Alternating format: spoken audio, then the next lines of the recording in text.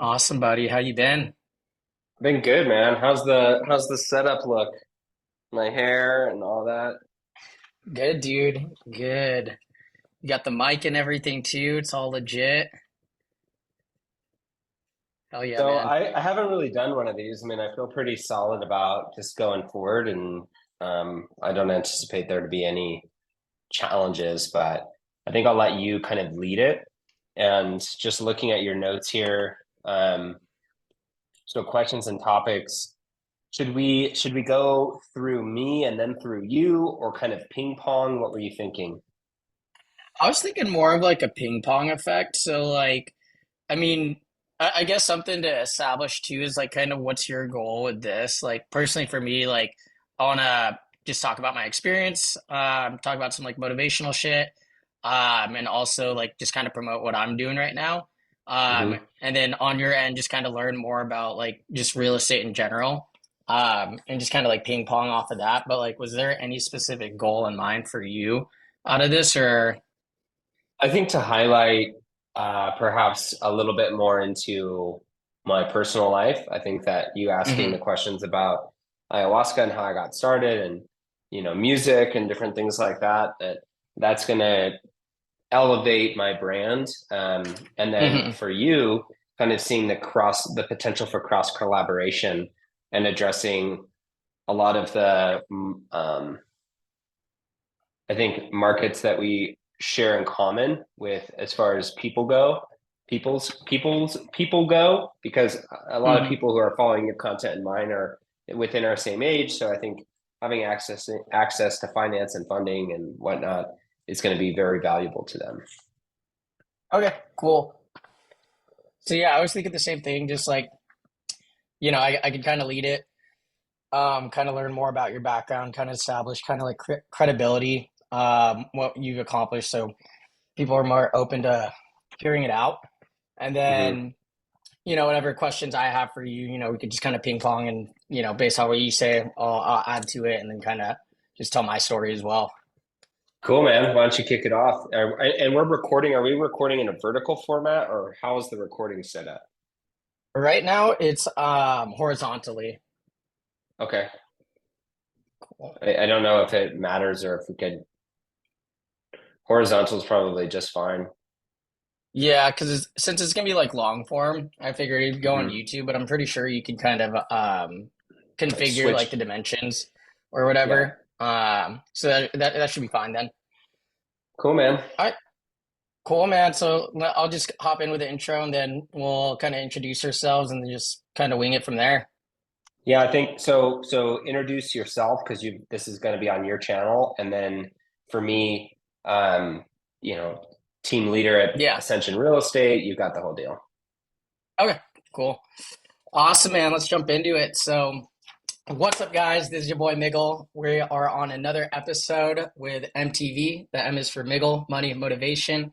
And today we are doing a special podcast with my boy Ryan out here. He's a realtor, but I won't say it much anymore. I'll let him introduce himself. Well, thanks, Miguel. Thanks for having me. We've gotten to know each other over the past few years, and it's just been so fun to watch your journey and watch your growth. And especially this past year, you've made some big shifts into getting into the real estate world, which we've always had aligned interests in that. I live up in South Lake Tahoe. We got connected actually through one of our mutual very good friends. I met our friend Ian and sold him his duplex, and then we became friends. And Ian got licensed, quit his job, came to work on my team. We switched brokerages, started a whole new team, Ascension Real Estate with Compass, and now we focus on building wealth through real estate and developing those lifelong relationships with clients. That's our primary target. We do so through residential, primary, house hacking, and the multifamily side of things. And as of recent, I'm very excited to step more into the commercial game as well and be listing my second hotel this upcoming weekend. So Wow. it's been an exciting week, and I'm stoked to be on the podcast and get to know each other a little bit more and see where this takes us. Yeah, man, that's cool. So why don't you share with kind of like the viewers kind of I know you've been doing real estate for a while now. Like how many years have you been doing it? Like I've been following you on Instagram, obviously, and been seeing like just like the market out in Tahoe, and just it seems like you're one of like the top salespeople within that whole Mhm. company. So give us kind of some figures. How much are you guys closing, and just kind of your past like accomplishments. I appreciate that. Sort of catching up to speed. I've been with Compass tomorrow as of 2 years, and then total and Nice. practicing real estate 4 years in total. Closed probably pretty close to 40 million in real estate in total, at least over 35 million in the time that I've been practicing, which has been great because sometimes people don't always start off that well. I got really lucky. I'm not going to pretend like I came into this business and was, an anomaly. The Hmm. 2020 2021 market was just absolutely on fire. And in South Lake, Yeah. we're such a destination resort town. We've got huge feeder markets with massive work from home tech clientele that when a Hmm. lot of those changes from COVID came down the pipeline and people realized that they could work from anywhere, Tahoe was a hell of a lot cheaper than Oakland or downtown San Jose. And this is Hmm. where a lot of those folks come to play, anyways, both in summer and winter. So Hmm. I just rode that wave as best as I could.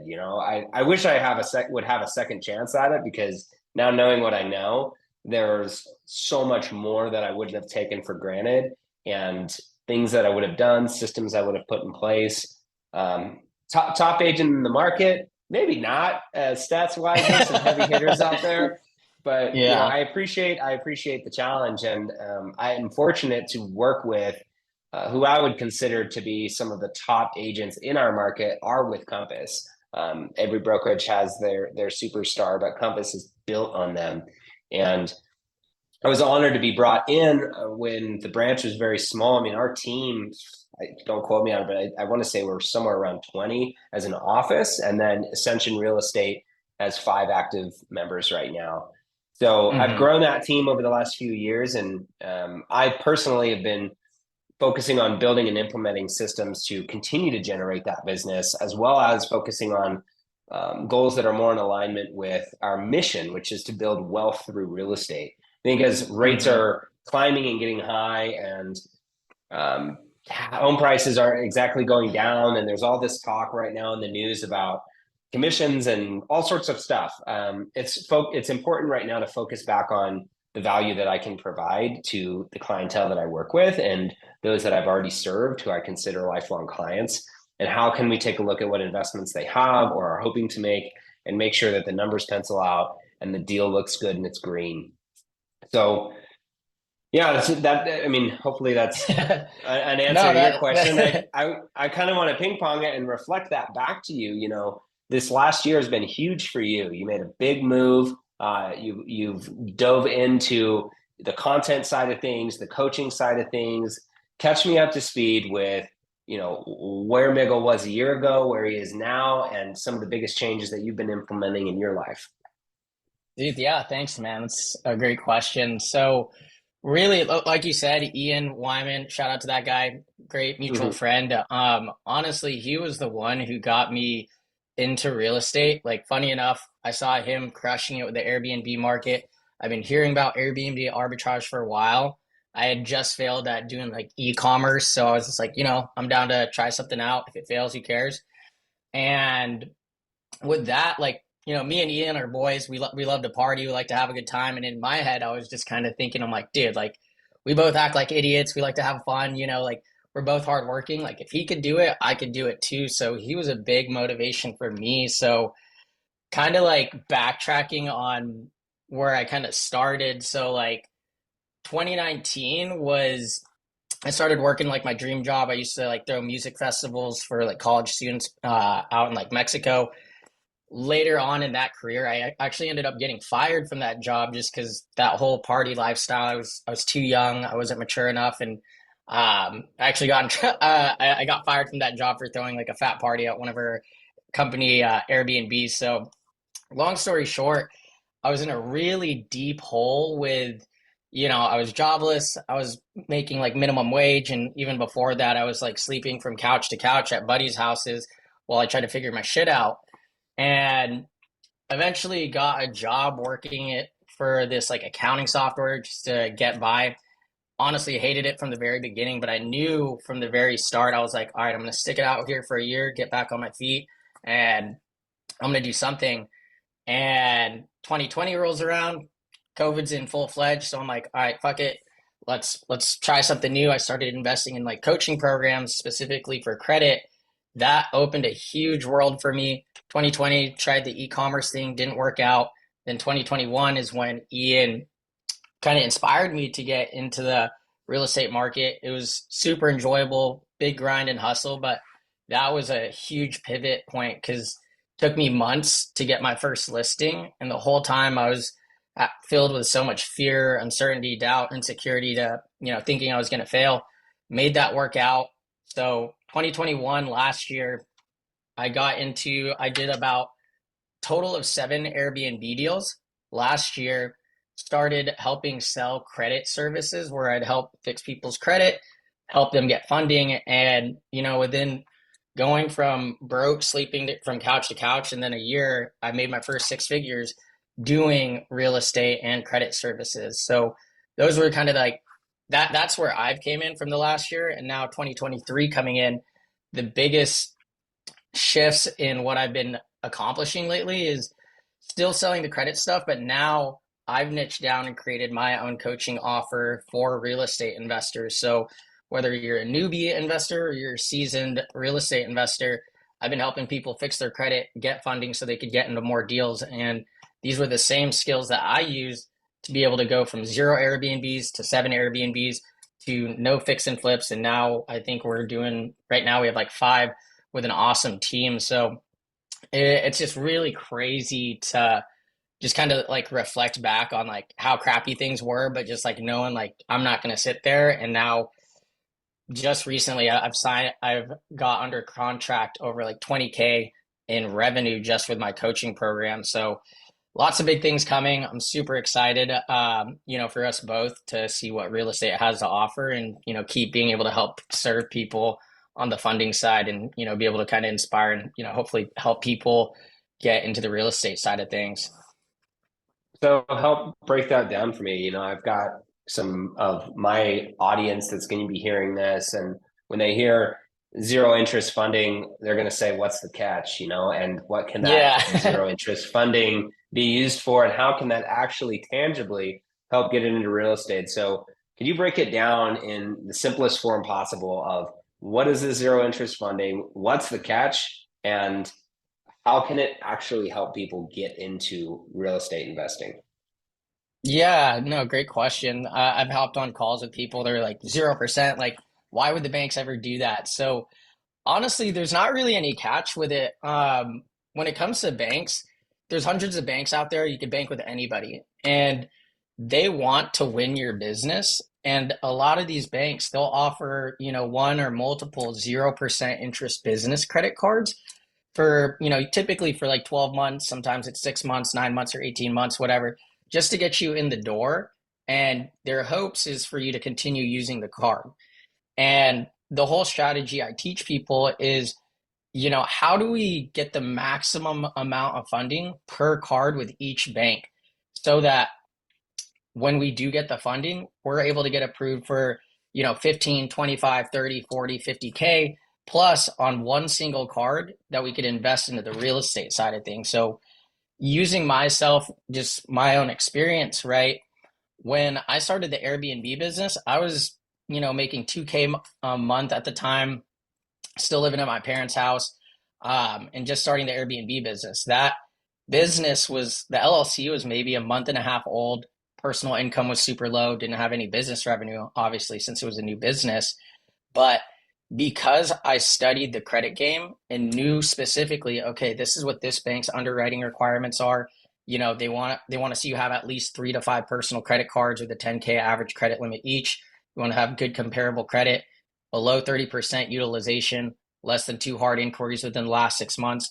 I had the exact scripts of how to present myself to the banks to show them, I'm a legitimate business with a lot of potential. And I knew exactly what to put on the applications. I was able to get approved for a 25 and a 50K card in a matter of weeks of each other. So for most people who especially if you're a newbie, the biggest thing that holds people back from getting into real estate in the first place is just that barrier of entry of, capital. Most people don't have, 50, let alone even like 10 or 20K to jump into an investment. So they just don't even do it at all. So because I figured out, so my financial vehicle, I'm going to go all in on real estate. I just need the gasoline. And I like to think of the gasoline as the funding. The more funding you have to put in that financial vehicle, the faster and further you're going to go with that route. So I took that 75K, put it into 7 Airbnbs, started cash flowing it. And, And when you fast forward say to when I'm, put it into 7 Airbnbs, what do you mean by that? I mean, are you pulling out cash from the card and then using that as down payment? So you're doing a cash advance? Are you yeah, just good outfitting question. it? How are you? Yeah, so there's some like creative things you could do. So most people, when they think of pulling cash from a card, they think they just have to do a cash advance. But that's the worst thing you could possibly do because, the bank's going to charge 25 to 30% to pull the cash from the card. So there's a way of liquidating the cards to turn it into cash. Basically, if you have your own like Stripe payment or vendor, you could essentially, or if your buddy has one, pay for, some sort of like product or service where it goes to their vendor account and they would just wire you back the money. So it looks like an actual payment, but then you get the cash. So now that 75K that was credit, now it's 75K cash. And I was doing Airbnb arbitrage. So I'm not having to put fat down payments. The only thing I'm paying for is the rent, the security deposit, and then 5 to 10K for the actual furnishings, and then any other Mm. softwares involved. So that's how you liquidate the cards by and avoid that 25% fee. And from there, I did the same process getting into fix and flips. I partnered with a buddy. I was really scared to do fix and flips because a lot could go wrong. So I actually moved from California to Indianapolis to work with my buddy Devin Walden, who had been doing it out there for years, making tons of returns. And basically, I told him, I was like, hey, like, called him up. I literally told him, like, hey, I'll leave my friends, my family, my girlfriend, and just go move out there with you if you promise to teach me it, and I'll invest with you. And 6 months later, here I am doing the thing. We've got multiple flip properties going on right now, and we're expanding our team. So yeah, that's long story short, kind of what's been going on for the past 2 years for me. So how many properties do you have currently circulating right now in Indiana? And did you close out your Airbnbs in California, or are you still operating those? Yeah, so I'm still operating them. I started with 7, and I've actually scaled down just because some of the what is it, the landlords I had, 2 of the properties, that was a complete shit show. That lady completely screwed me over on it, on like the contract. She told me I couldn't do it after we had already signed the agreement. That's why I was like tripping out earlier this year, asking you a ton of advice on that. So that Mm. one, I actually lost some money on that. And then another one, our contract just ended with the landlord, and he wanted to move into that house. So I scaled it down to 3. So that's completely being managed by my property manager. So I've created the systems already. Already have the all the softwares to help automate the messaging. My property manager, all she handles is the communications. So she'll schedule the cleanings, and if anything's ever messed up or needs to be delivered over there, then I just have my maintenance guy. So on the Airbnb side, the most important thing is really your cleaner. And since I don't live there anymore, my property manager, like, I've created that division between me and the business where she handles all of that. And if she has questions, she reaches out to me, reaches out to the cleaners and maintenance. And at that point, it's pretty automated. Like sometimes I forget that I even have it because I'll just get bookings Mhm. and notifications on my phone, which is pretty cool. So that's all automated. In terms of the flips, like our team actually literally just closed on another house. So we've I've been involved with 8 different fix and flips, one of them being specifically 50-50 partnership with me and Devin. But the other flips, I'm still showing up every day, putting in work just because I want to be around it as much as possible. Even if I'm not getting paid out on it, I just want to learn. And I think honestly, I feel like I've grown so fast within the last like 1 to 2 years because of that mentality of just being willing to go work for free or little pay. Because in my head, I know like I value the knowledge much more than the immediate payout. And that's how I've been able to get my dream job with, you know, throwing music festivals, being able to be like the top salesperson at another credit service company, and now getting in the room with other seasoned fix and flippers who are basically helping me speed up the learning curve and not have to make any of those mistakes myself. So it's been super impactful, just putting in the work and being okay with like delayed gratification on, whatever that goal is for me. Yeah. But Right on. kind of for you, you mentioned a couple of things earlier, right? You mentioned you got in during COVID for real estate. Back then, obviously the interest rates were super low. Now nobody's kind of buying right now just with the high interest rates. Like, what have you kind of been seeing like the big difference in like the challenges you've seen from, 2019, 2020, 2021 even, and now, and how are you, because obviously you got to still make your dime and this is your business as well. Like, what have you been seeing in terms of objections from, potential buyers, and how are you kind of overcoming that? And like, where do you see the benefit of still buying now, even though a lot of people are scared due to the interest rates? Yeah, it's a good question and one that I'm always answering, it seems like right now, because on one hand, you've got the news that is saying New York Times, the daily podcast, just released a podcast saying rent now, buy later. And they throw out these Mm-hmm. graphs that show home prices being at an all-time high, rates being at a high. It's nowhere even near or close to an all-time high.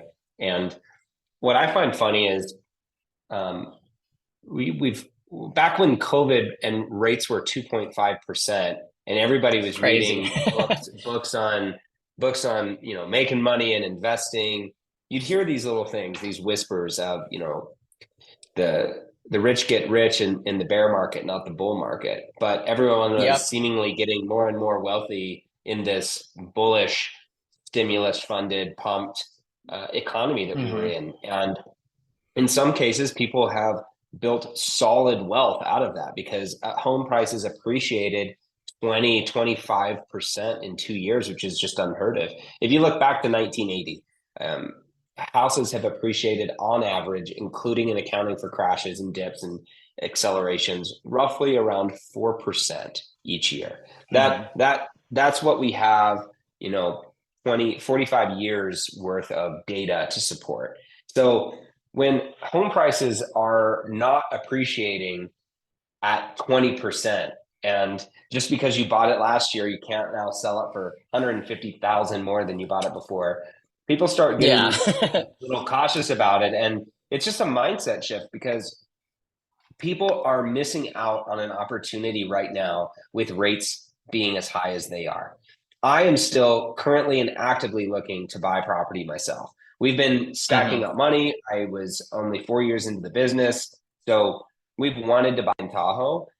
I just, while I was still getting my wheels spinning and getting things established, I don't have a set and fixed income. So although I've had a successful year, especially last year when I closed my first hotel and just did blew last year out of the water, I've done a fraction of that this year and worked Yeah. harder just because the Mm-hmm. business is changing. So when my price point in South Tahoe is roughly around the 550 to 650 range, I wanted to have Mm-hmm. more of a nest egg going into it.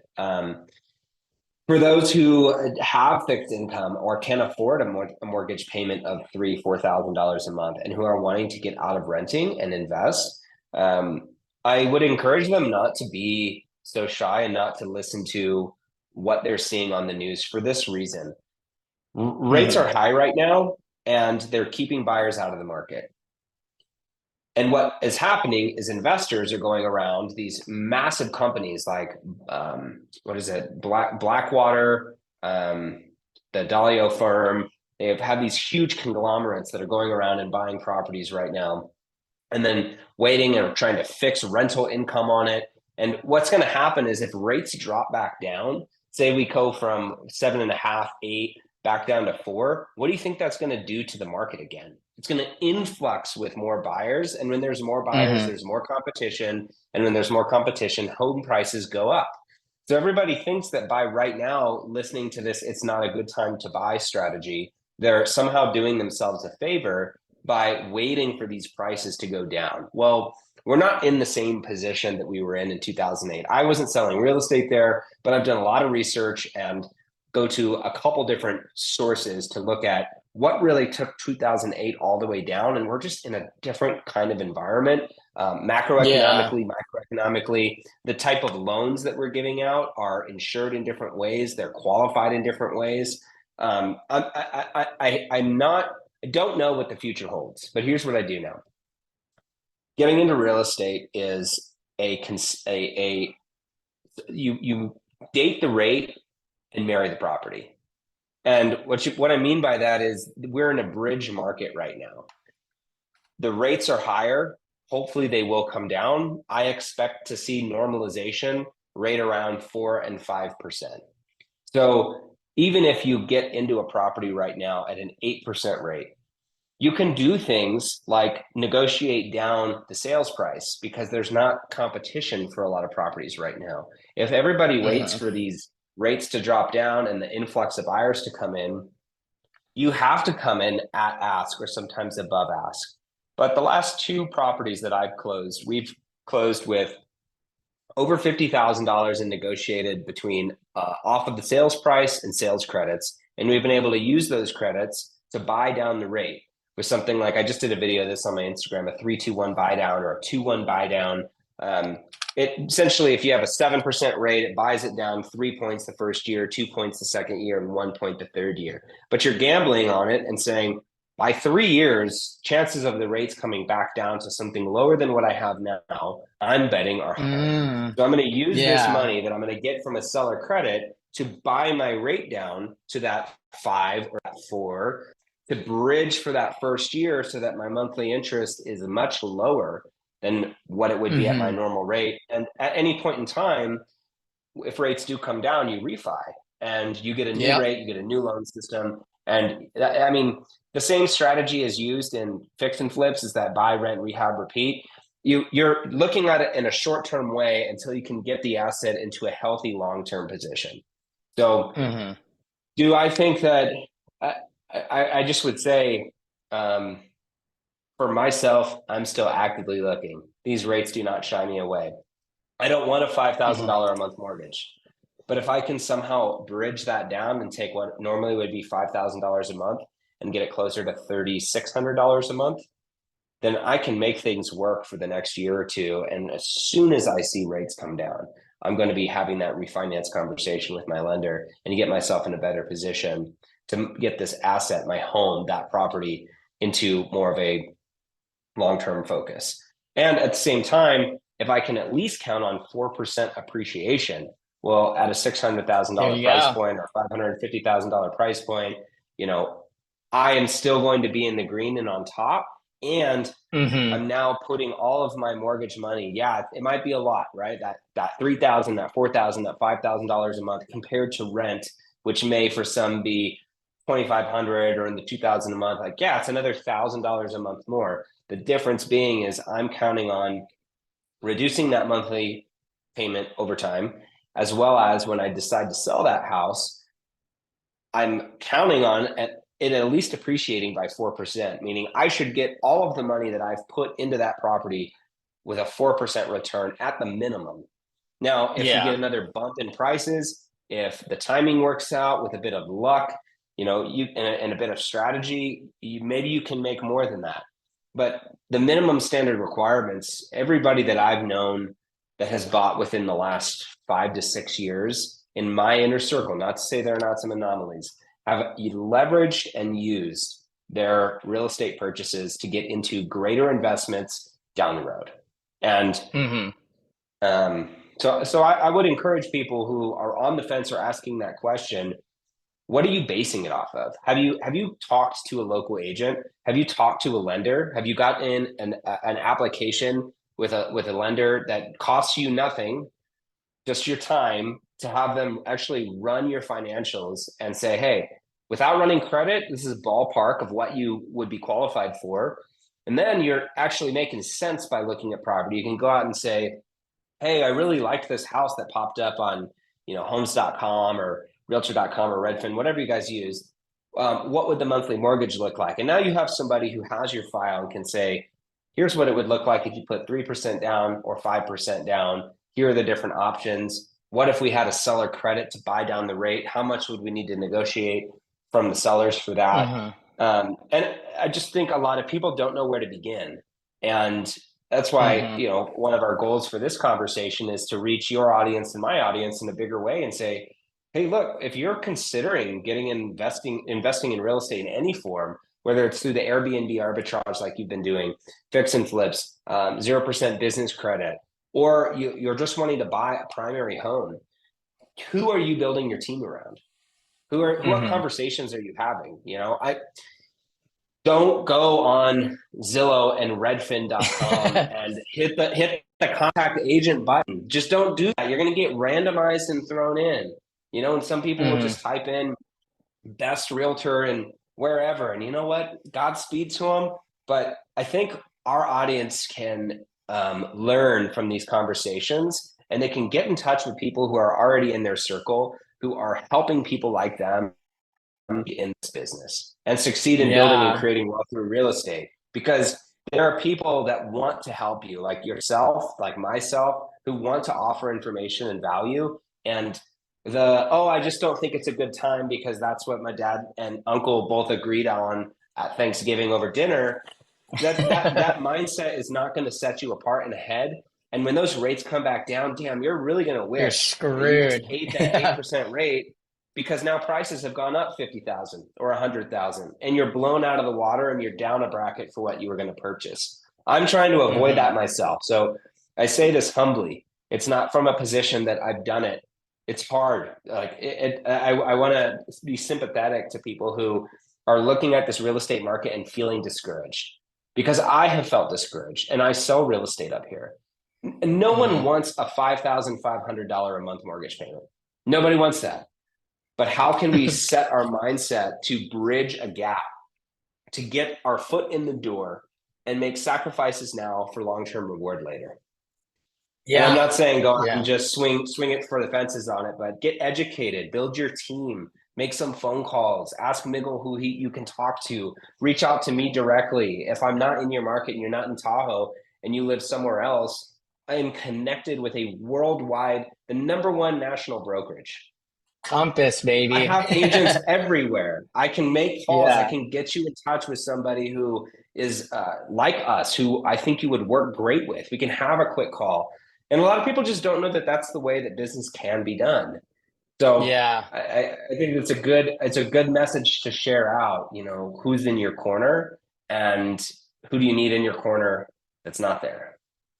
Yeah, no, and just to kind of go off of just like team and just the kind of relationships, I feel like you and I do this very well. Is we're very personable people. Like I think when I first met you, I was just like, damn, I see a lot of myself in this guy. He's very positive. He's very like I don't know the stuff we talk about is just like very motivating, and like the type of questions you ask people, I was just like, damn, this I could tell this guy thinks about it. And when you were saying like reach out to people who are like you. Don't just go on like Zillow, click, reach out to just some random Mhm. contact. Like, I think that, like, just with business in general, and this is how I'm basing like my whole new coaching program, like, a big part that is a priority for me is like business is built on under promising, over delivering, and building out key relationships. So like people who are within your circle who are thinking about it, like yeah, if you're even thinking about buying a house, talk to Ryan. Like he's around your same age, you already trust him. Like that's the best way of getting referrals and getting like the best thing because if they know you remotely, they're gonna have that trust. And just even for me, that's how I got like my last, 3, 4 clients just this week was just all through referrals.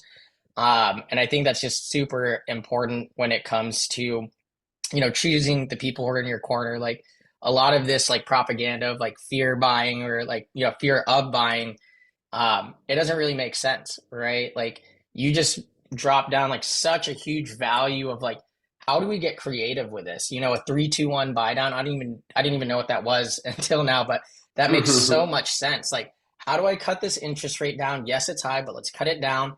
Literally in a couple years, there's no like I could put a lot of money that the interest rate's going to go down at least a little bit. And without even being said, literally, I think the Fed just posted like they're planning on cutting the interest rates like 4 times in like 2024. So back to what you were saying, like, okay, home prices aren't down, the interest rates are up, but like you said, all these people are still buying because they're going to refi later to a lower rate. But when it does go down, like you said, there's going to be so much competition. Whatever money you were saving on the interest rate, you're going to be competing, paying an extra like, 25, 50, whatever K above asking price because everyone's trying to buy. So that's just like 100%. super well said, dude. And I'll add one more thing on that. When interest rates come drop down, it's best for the investor. And if you're not in a position where you're an investor and you're wanting to get into the primary house market, so where you're wanting to buy something for yourself, or even better, I'm a huge fan of house hacking and Yeah. buying multifamily. Especially if you're not. I'm engaged. I'm not married. We don't have kids. We still love to travel. We've got one wiener dog, and we're in the perfect position right now to Waffles. be looking for a multifamily property. As much as I would love a 3-2 with a garage, easy access to hiking trails, it's a better investment for us right now to be looking at a multifamily space because the time in our life that we're going to actually live in a 2-1 or a 2-2 that can be small like that time is shrinking. Right now, we can bite the bullet and do it for a year because after a year, I can buy another primary home with a different type of loan. Hmm. So I could buy a multifamily property, say it's a fourplex or a triplex or a duplex, and put 5% down, 5% down payment. So if this, you guys can do the math on where price range wise it would be for you, but that's not a lot of money. You were talking big numbers with credit for down payment. Now, when you're talking 5% down, most people have, I think if you're seriously considering investing in real estate, you could probably get access to somewhere in the realm of 20 grand. And that Yep. is almost all that it takes these days to get into something that's a starter. Now, after Hmm. that first year, I could put a tenant where I lived, get that property at least to green or to cash flow with rents being stabilized, it paying for itself, ideally, and buy another property for myself as a primary. You'd have to switch the variation of that loan. I'm not going to get into the nitty gritty on this podcast, but talking with a lender, they're going to help you see that very clearly, or a skilled agent who can help you build that strategy. There are too many Hmm. agents that got into this game right now and got into real estate when there was low hanging fruit, and they don't offer strategy. They don't offer vision. Hmm. Most consumers already find the house that they want because of the way that these apps use their consumer data. And they're just sending MLS feeds to them through Zillow, things like that. So we have this huge inflow of people who don't treat this as a profession. They treated it as a job. They didn't actually learn the skills to negotiate. They don't have a marketing background or basis. They don't understand the variety of ways that you can use strategy to make a certain property work for you. So Hmm. I would just say there's a lot of ways without, I could probably go on and on about various ways to navigate this market because I've helped first time home buyers this year. I've helped investors this year. I've helped a range of different clientele, and we've done it differently every single time. And we've tailored it to what is best for them. What access to funds do they have? What's their overall vision and goal for this property? Where do they want to be in 5 years? And now we have a Hmm. plan and a portfolio in place to make that work. So yeah, if you're listening to this and you follow Miguel or you follow me, just think about the story Miguel shared. You got to where you got now through the way that you leverage the relationships that you have. Hmm. Exactly. And I love just like the creative aspect of it because most people they just see the price, the interest rate, and they're like, nope, not for me. But like you said, if you're working with a seasoned, realtor who could basically create a financial game plan, yeah, it's not the best market, but like I went to Ryan Pineda's like mastermind last year, and something that really stuck with me. It kind of goes along with what you said. A lot of people join the like whatever business it is, but specifically real estate they'll join during like the bull market, easy low hanging fruit. And then when shit hits the fan, they're just like, oh, this doesn't work. And the big thing that really stuck with me that he said was just if you're planning on being serious with this and making it a long-term thing, you can make money in any market. Because if the market's screwed over, that's just going to weed out all the slapdicks who weren't serious about it from the beginning and could only hit home runs on like a slow pitch. But if you're able to stick it out and be creative with that process and make the numbers work, dude, you're set for life. You're going to make that much more when the market is up. And if you can make it when it's down, like you've already done the hardest part.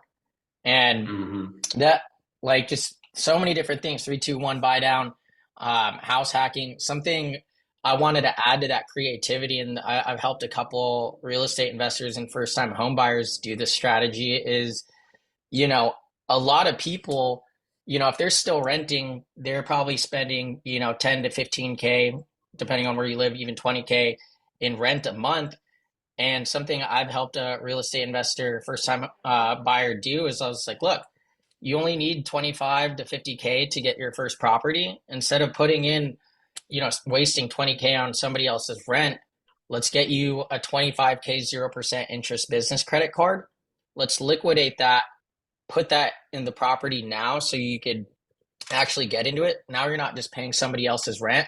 That 20K you would have spent on rent, that could go towards paying back the cards. The biggest reason why people don't get into their first home is because they're saving, saving, saving. But if you add rent on top of that, you're only able to save, maybe a couple $100, maybe a couple $1,000 if you got a pretty good job every year. So really getting creative, like how do I get in this now? Use, if I want to do a house hack, 3, 2, 1, buy down. If you don't have the funds to get it in the beginning, open up a 0% business credit card that's active. You can make that active for multiple years. Usually it's only 0% for 12 months, but you can extend it.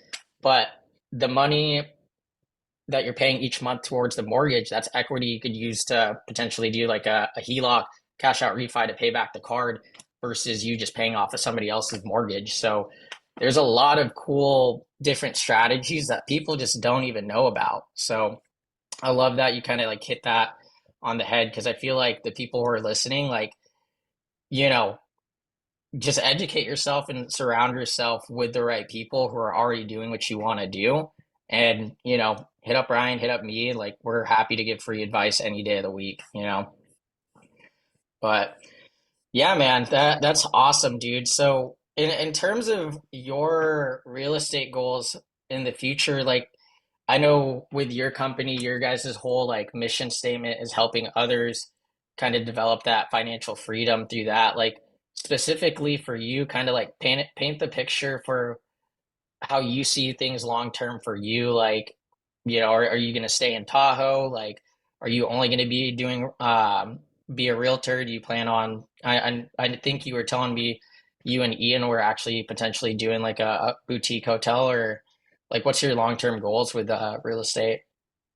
To continue to build wealth through it. So I never was passionate about real estate, but when I got in because I had a mentor that opened the door for me that I said yes to. And, my vision is still being defined in a longer term. Right now, the 3 to 5 year plan is to get into multifamily property to live in, to then get out of that and buy primary. So we should hopefully have at least a duplex, triplex, or fourplex, and then a primary home that we can have. I'd love to get into the rental side of things. I am more interested on the commercial side of that, mainly because my primary market is Tahoe. And at least right now, our Airbnb laws are so strict that to be able Hmm. to breach into this market, it's just not lucrative, and there are too many roadblocks to make it something that I am going to focus on for myself. But the ultimate goal is to create those systematic, to use real estate to create systems to build wealth. And Ian's been successful in doing that through his rental arbitrage and now is able to start buying properties himself and renting them out. You've been able to do that through arbitrage and then now into your fix and flips. I'm doing that through building a real estate career as well as building a team here in South Lake Tahoe and then branching into the commercial space just to be in a different mix as well. So I think big long term, taking on larger and larger projects, larger and larger hotels, build outs. I've got a mentor in Reno who is doing just incredibly massive projects where they'll buy a property, completely renovate it, come in with business ideas, lease it out. I mean, just syndication on a level that is hard for me to understand right now, but staying and keeping him in my inner circle and continuing to work hard at what I have in front of me and serving the clients that are in my inner sphere now is just helping me get closer and closer to that. So yeah, in short, I don't see myself going anywhere other than Tahoe. This is my home. It's my chosen home. Hmm. I grew up coming here as a kid. We love it here. And that includes Reno. You know, I'd say I would do Tahoe, Reno as a whole. We're there probably once a week. Just kind of, I just closed a place out in Spark. So I serve this whole area and finding better ways to systematize and to continue to create wealth for folks. If you're interested in this area, I've got my eyes on Gardnerville and Carson right now. I think Reno is getting built out and expanding, and that's great. But Gardnerville and Carson are even closer to Lake Tahoe. There's still a lot of farmland out there. I'm seeing some of those turn into new build communities. The home prices are still Mm. right around that $450,000 mark, and it's in Nevada. So it's just kind of fun to sit up here at the lake and have my hands in a few different markets and know them, and be able to sell in both. That's perfect, dude. Hell yeah. Well, we're definitely rooting for the success, man. That's awesome. Thank you. Yeah, I mean, I guess for me, kind of long-term goals with the real estate, like I'm kind of in the same boat, right? It wasn't something I initially started was like passionate about it until I got inspired by Ian to get into it. But like for me, like really it's not necessarily a means to an ends, but like really, I really see this as like a great financial vehicle to gain wealth. And my ultimate goal is really for me to be able to take care of my parents, be able to, with people who are really close within my circle, like my siblings, like my best friends, be able to make wealth off of this too. And for me, that started off with the credit, using that credit to invest in Airbnb, fix and flips. And there's so many different things you could do with it. There's so many ways of making money off of it. And I know with the coaching offer I have right now, it's just really, really fun being around a network of other people who are super highly motivated. And like you said, you have like a mentor, dude. Like those guys will literally take you from zero to 100 real quick. And those are the type of relationships you want to be around. So that's awesome, man. Um, So cool. share with me, talk to me a little bit about this coaching offer you've got and any other things that you'd want to add on for your goals for 2024. While we're kind of getting to the end Yeah. of this, I want to hear about it. Yeah, man. So, I mean, I've been selling like credit services for other programs and just been really studying the game for the past like I got into it almost 4 years ago and started selling it like 2 years ago. So I know it like the back of my hand and been studying from other mentors. And really, I just started wanting to coach it because I had been doing one-on-ones with people for somebody else's company. And it's a great company, but I wanted to niche down to just realtor or real estate investors in general. So basically, with the coaching offer, I'm essentially helping people get a minimum of 100K and 0% business credit funding. And for most people, like that kind of money is life changing. I know it was for me because I wouldn't have been able to do any of the stuff that I did without it. So it's like I'm working with a lot of some seasoned investors and some newer investors who want to get in the market. So what I'm helping them do is optimize their credit profile. If there's anything negative on there, I have a credit repair team that fixes everything. So if you're sitting at a 500, we'll get it to a 700 plus credit score, so you can start getting 0% business credit. Once we get pass off all the bank underwriting requirements, I get them that funding, have them liquidate it, and be able to invest in those different deals, properties, and even for me, the duplex I recently just partnered up with Devin on, I got 75K between two 0% business credit cards, liquidated it, and that deal, I don't know why there's balloons, but Mhm. um, literally that was like an off-market deal that they were about to list on Zillow and the MLS. And because we had liquid readily available just like that, we were able to swoop in on the deal immediately. So there's just a lot of cool things that you could do with this. Usually the biggest thing that holds people back, whether starting or scaling, a real estate portfolio just comes down to the funding. And I feel like very blessed to finally start seeing some traction with this because I'd been doing this for somebody else and just recently started doing my own coaching offer I started it back in August, didn't see any payout literally until last week. So like the end of November, the time we're recording this is early December. So for the last 3 to 4 months, I hadn't been seeing anything, been spent over $10,000 on coaching ads and just testing things out. And it feels like really amazing to see the brand starting to grow, people really getting excited for it. And honestly, for me, like the coaching offer is just like, I'm just super passionate about it because I've seen it work for myself. And the students that I do work with, when they're on top of it, following the directions and excited for it, it's honestly super fulfilling just because I've been in their shoes and I know this is going to work for them. And for me, my 2024 goals is I want to put the blinders on and only focus on credit and real estate. Like that's where my experience is, and I want to keep growing it. And with a coaching offer, like those are like the three main things, the only things I give a shit about. And I want to keep growing with it. So 2024 goals is keep expanding my knowledge with the fix and flips, keep expanding our team, our portfolio with the credit stuff. I want to leave my current credit job selling for somebody else and bring that all in house with my team and my coaching offer, and just keep being able to scale that.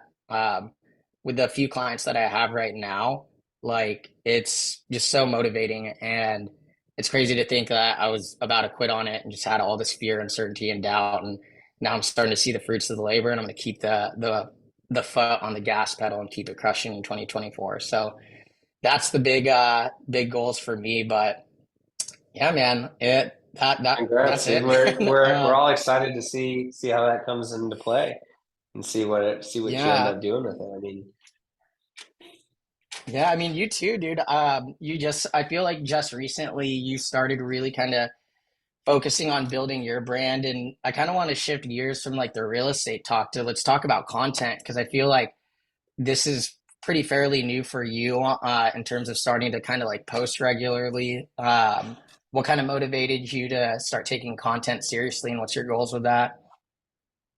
well, the goals are I love it on one side. I mean, I like talking, I like being in front of a camera, I like sharing things, I like being creative. Mm-hmm. And it was always this thing that I knew I should be doing that I just wasn't doing because there was resistance to Mm-hmm. just starting.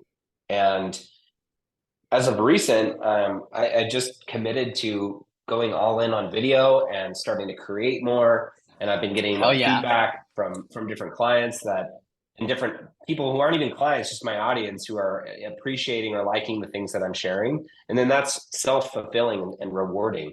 It feeds me. It makes me excited to create something else and add value and be able to share that. So it's just one of those things that I knew that I needed to be involved more than I was. And all the while I was working on the real estate side and working on contracts and all the things that people don't see, but I needed to show more of myself. And that Mm-hmm. is important for my longer term vision because as people continue to see my content and hear me speak and hear the things that I share, and as that adds value to them, ultimately it will come back around and make a bigger impact.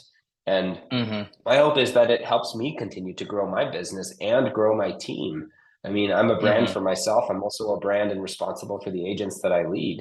So, setting that tone and creating a wider scope of reach and a more memorable brand is something a little intangible. And the way that these apps are set up these days and algorithms suggesting content more than people that you follow, consistency and feeding the machine in some respect is necessary. And I just wasn't doing that as consistently as I needed to be. So yeah, just playing around with it and going all in on that content side because it's fun, it's creative, it adds value to people. There's really no downside, Mm-hmm. and I'm not spending a lot of money on it. I shoot my videos myself, I write my content myself, I post it myself. So it just takes time. And right now, I've got a little time in each week set aside to just focus on creating the content, and the rest of the week I'm out in the field working.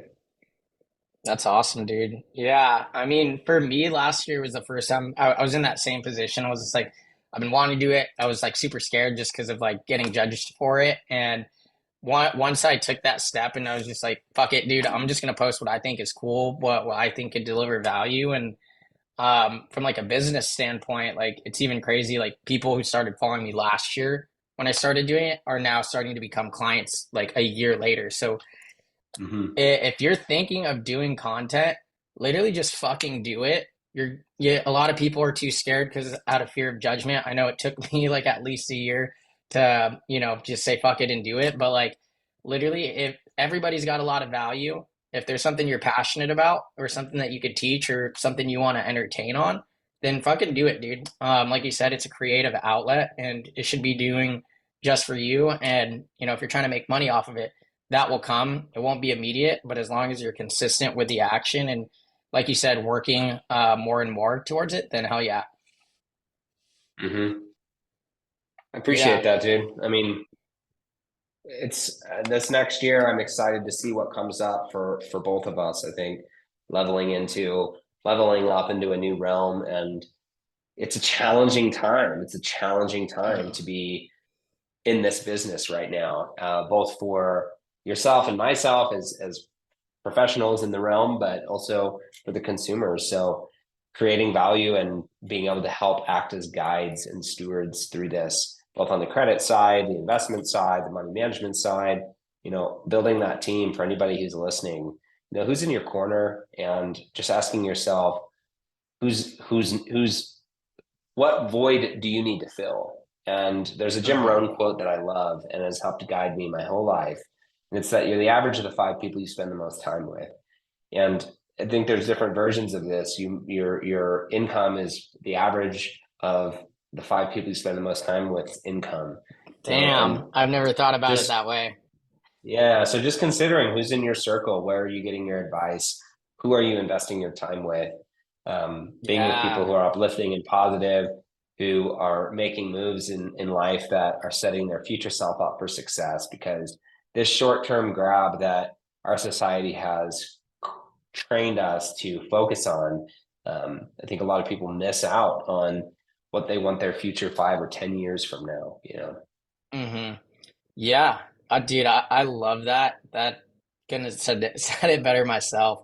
I Hmm. want to switch gears to another topic. Before we do that, I just wanted to make one last comment on that with just being very laser focused. Like you said, like the five people you hang out the most, the five incomes, whatever.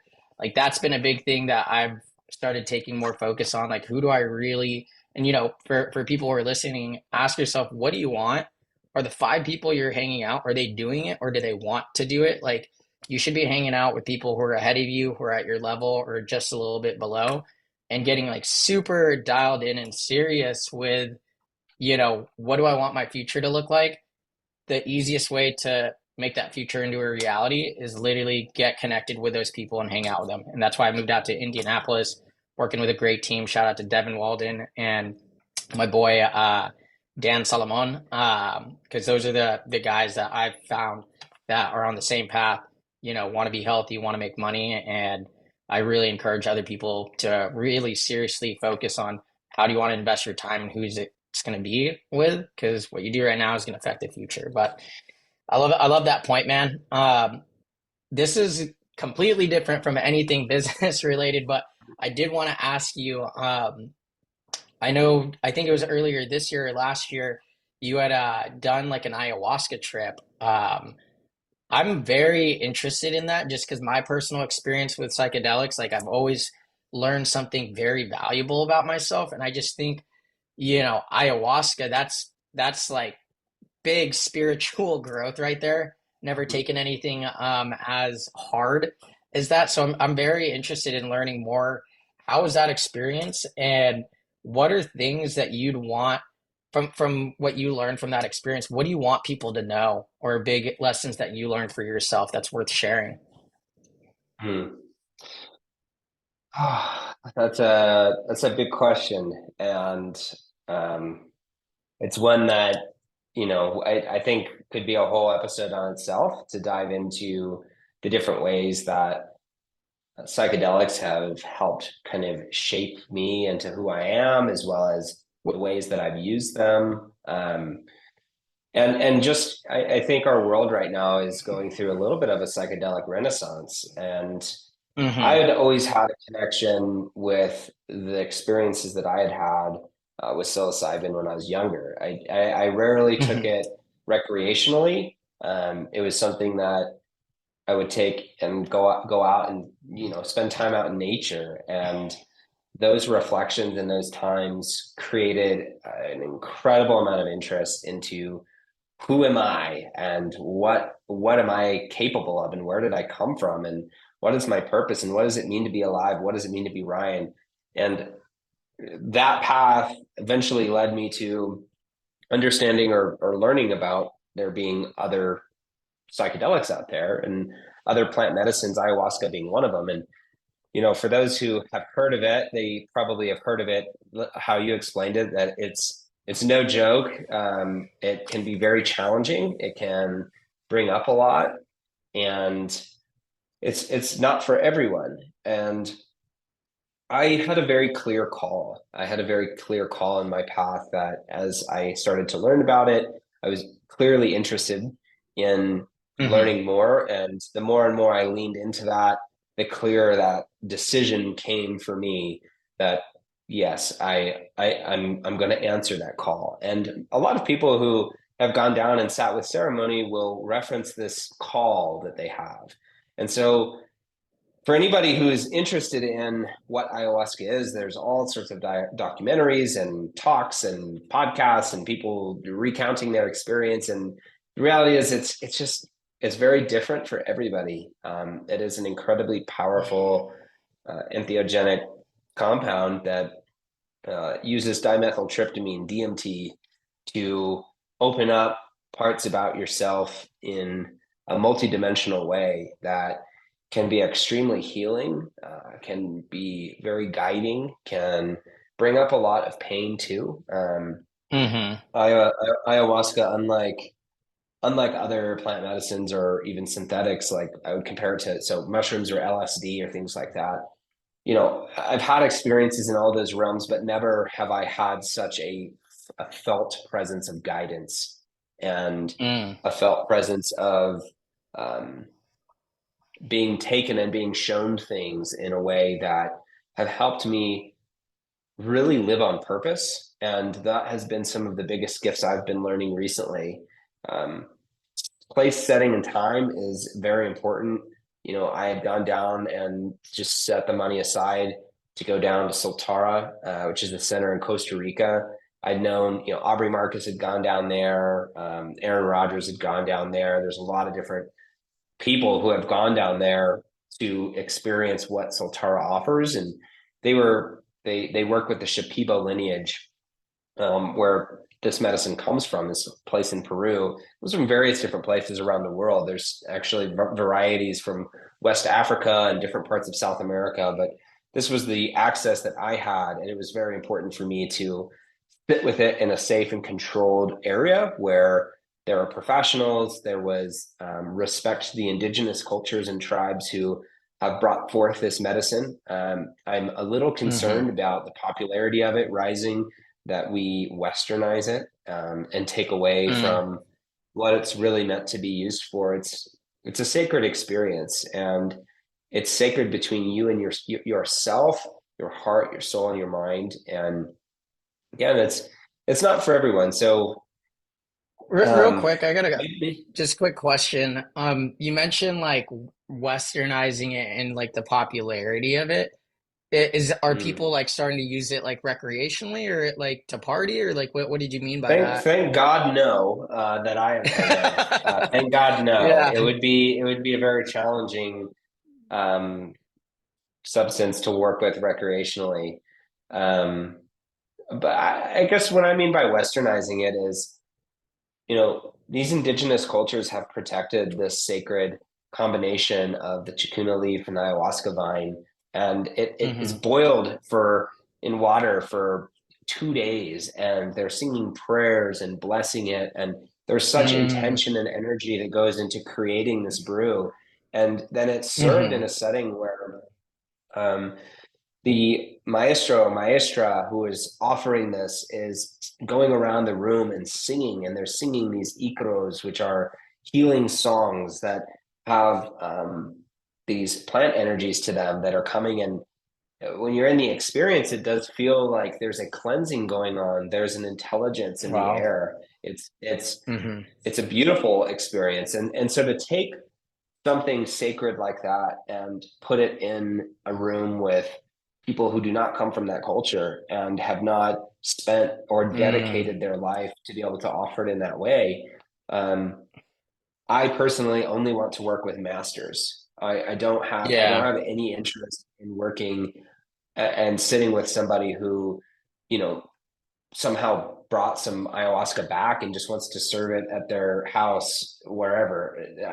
It's so Yeah. uninteresting to me, and I hope and pray that the sacredness of the plant and the sacredness of the experience and where it comes from is always treated with respect, and that people who Gotcha. need the healing or who are called to have that experience take the time and respect themselves to go and seek out a safe place to have that experience, and with a group that that has been doing this for generations and generations and generations. Gotcha. That's cool. Okay. Well, one thing I Mm-hmm. wanted to follow up on too was like, and I've had this with like my own experiences with like psychedelics. Like the first time I ever took shrooms, like I thought it was a horrible experience because I started uncovering things about myself that didn't sit right with me. And it put that problem that I was trying to bury in the back of my head and made me deal with it up front. I thought it was a horrible experience. Looking back on it now, it I'm very grateful for it. So when you were saying that ayahuasca could be like a painful experience too, did you experience anything sort of like that where you had to come to terms with, some things about yourself that you didn't like or that you needed working on, or what did you like? What did you mean by that? Yeah, again, it is different for everyone. I have had a generally beautiful experience with ayahuasca, and I've sat with it 5 times in total. And Mm, the first ceremony was three, and then my most recent was two. And generally, I have a beautiful experience. I actually was asking one of my guides and teachers who I was working with on this last one. I was like, hey, I'm waiting for this bad experience to come from, and it's kind of like making me nervous because I just am having a good time. I mean, it can be very challenging for me. I have a lot of movement in my body, so for me, there seems to be a lot of people can purge in different ways. So it's a very purgative medicine, meaning it's working on a cellular level and unwinding some of these cellular traumas and energetic traumas that are stored in our muscles. So, for example, the first night I ever had it, I felt like there was this sort of vine going in and just literally scanning and analyzing my body and just getting to know me and getting to know what I'm made of, my molecular composition, and it sort of knew what to do with it. And it felt like it was kind of pulling all these things that were no longer serving me down into my stomach, into my belly. And um, some people were purging that first night. I never had the urge, but then the second night, I kind of the feeling came up, and with ayahuasca, it communicates in a way of knowing or through gnosis. So I would hmm sit up and think like, all of a sudden I would just know like, oh, it's time to purge. Like get your bucket, go sit mm, at the edge of the mat. And I was like, okay, like we're doing this. And I wasn't afraid. I wasn't scared. I didn't feel overly sick.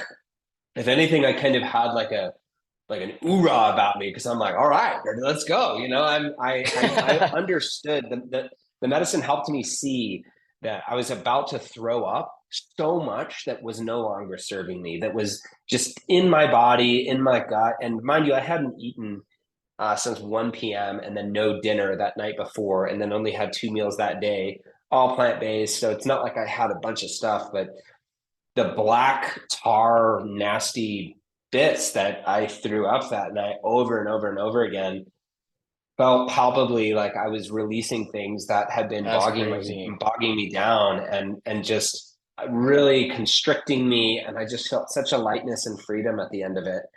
Some people don't have that same understanding or knowledge that this is a good thing for them, that it's that by Hmm. saying yes to the purge, it's a good thing. And so they resist it, or they don't want to throw up, or they don't actually sit up at the top of their mat. So they just wind up feeling more sick. Um, I like to say, with psychedelics, there's no bad experience. There's just challenging ones. And although that's not true for everybody, it's been true for me.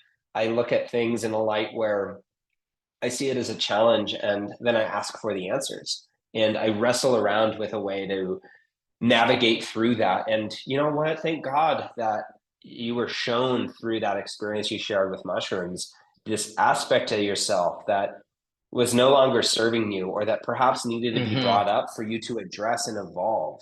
Because we go Exactly. through life, we're busy people.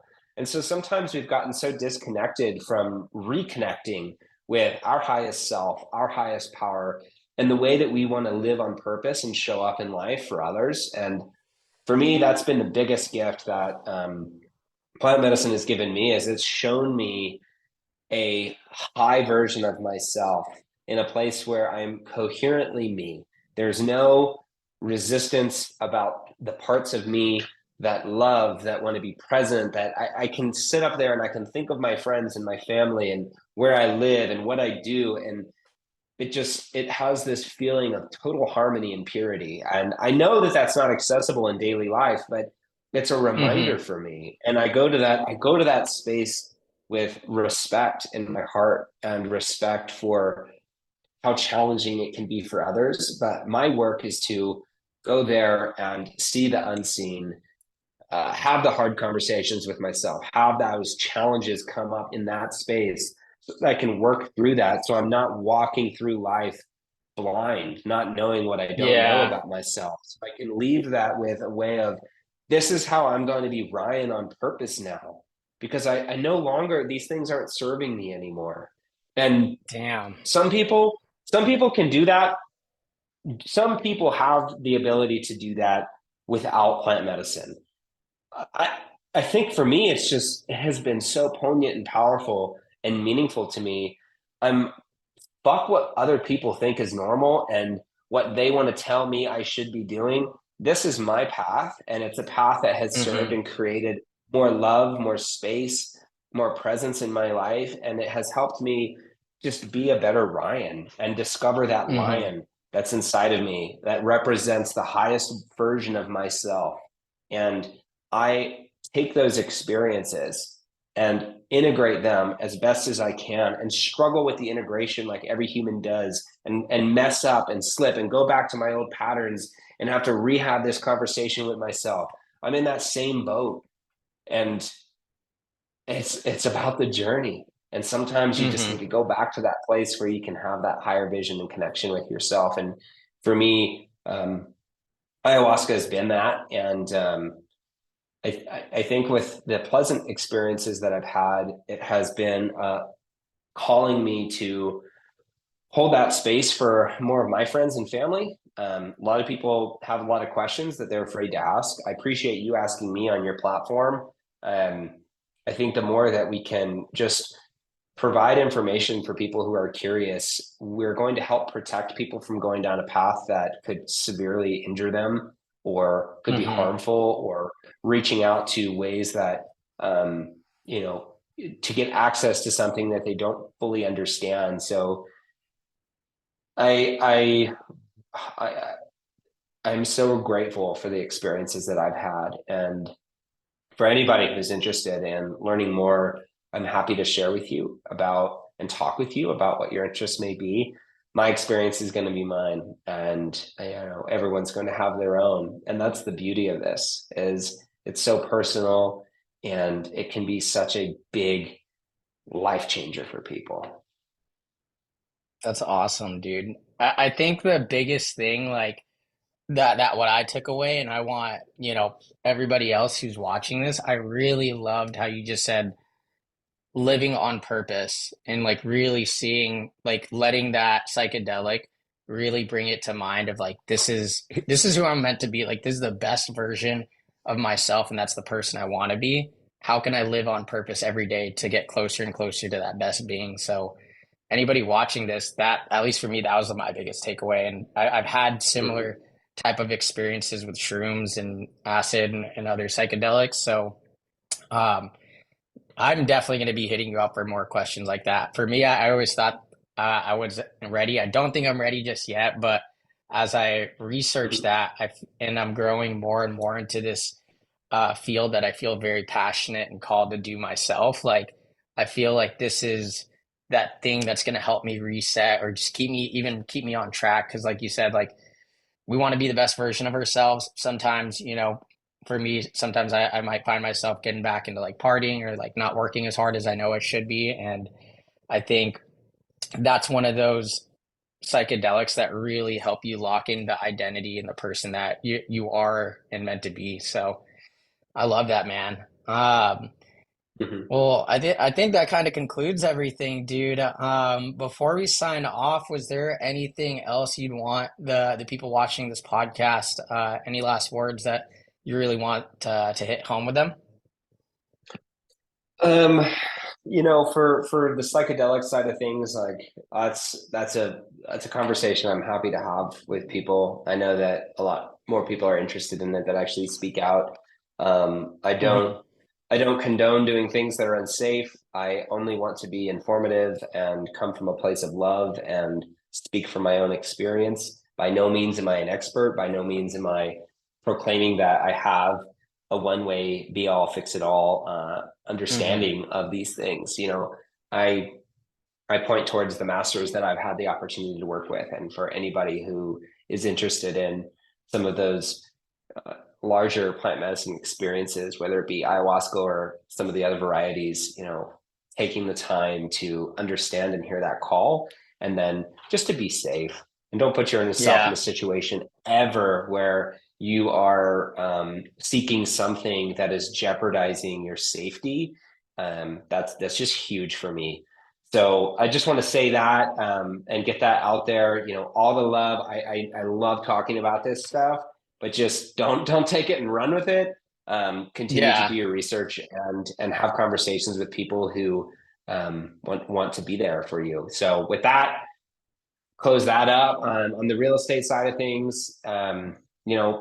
Lion is the archetype that has come through for me through ceremony, and Ryan the Lion has been this vision of myself that every day I am working to integrate more and more, and it means so much to me. I couldn't describe that in a short period of time. It's a feeling, it's a knowing, it's a vision. So Ryan Lion Tahoe, get connected with me on Instagram. I hope that I can continue to put out content. I intend to put out content that helps others continue to generate wealth through real estate, at least get started, figure out what's going on in the market, both locally and macroeconomically. I'm a big fan of feedback. So if you guys are liking Hmm. things, let me know. If you want to hear about stuff, I'm trying to get more and more connected with my audience and make it something that is more fluid and organic rather than Hmm. just, oh, I guess I'll put this out and this out and this out. So I'm a real person. Come say hi. I'm very easy to get a hold of. And Miguel, thanks for having me on, man. And I'll close it out and ask you the same thing. Why don't you close out with any finishing thoughts and sign us off? Yeah, man. Well, talked about a couple things, psychedelics, real estate, credit. I guess, dude, I feel like after you talking about that, I feel like I just had like an hour long like TED talk or like just listened to a shaman talk. So I don't know if I could say anything better. I guess the biggest thing that I mentioned earlier is like right now in this time of my life, while I've really like I've failed at so many different things and tested so many different things out, the biggest thing that stuck with me is what you said is living on purpose, pushing through fear, uncertainty, and doubt, be okay with delayed gratification. And something I've just with my coaching program, finally getting people in the door with it and like seeing people excited, getting them wins is if there's one thing I want you guys to know is I call it the three C's. It's celebrate consistent,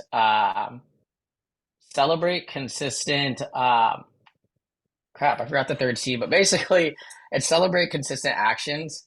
Don't focus on the wins, focus on the actions because the actions will follow as you stay with it. And I feel like the universe, God, or whatever you believe in, is going to keep challenging you. And if you stick with it, you're going to see the benefits on the other side. And I'm finally starting to see that with the credit coaching program. So on the real estate stuff, talk to Ryan. He's a G. He knows what he's talking about. Mhm. Get creative. If you're serious about this, you want to create some sort of financial wealth or be able to take care of your family, do research. Don't just listen to what like the mainstream media is telling you.